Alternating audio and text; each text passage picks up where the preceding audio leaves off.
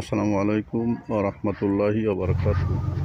প্রিয় ভিউয়ার্স, আপনার এই গাছটিকে লক্ষ্য করুন। এই গাছটি কঠিন উপকারী গাছ। এটা যাদের প্রয়োজন তাদের কথাই আমি বলি। যাদের মলদরজায় ইনফেকশন আছে, পুরো কিডনির সমস্যা আছে, তাদের জন্য এই গাছটি খুব উপকারী। এই গাছ থেকে এর গোড়ার থেকে আপনি বড় গাছ থেকে এর গোড়ার থেকে আপনি 3টে করে শিকড় নেবেন। ছোটো হলে 3টে, বড় হলে 2টো নেবেন। নিয়ে প্রত্যেক দিন সকালবেলায় বাসি পেটে এটাকে আপনি ভালো করে ধুয়ে রস করে নেবেন। রস করে নিয়ে বাসি পেটে খাবেন। এই রসটি আল্লাহ পাকের নাম নিয়ে খাবেন। মাফ করার মালিক আল্লাহ। যত সমস্যায় থাকুক না কোনো মলদরজায়, আপনি একবার খেয়েই না দেখুন যে আল্লাহ পাক গাছের দ্বারা কী উপকার করাচ্ছেন।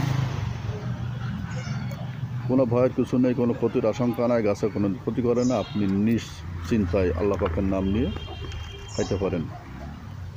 ভিডিওটি ভালো লাগলে যদি আপনার উপকারে মনে করেন, লাইক, শেয়ার এবং কমেন্টস করবেন এবং সাবস্ক্রাইব করবেন। সবাইকে অশেষ ধন্যবাদ।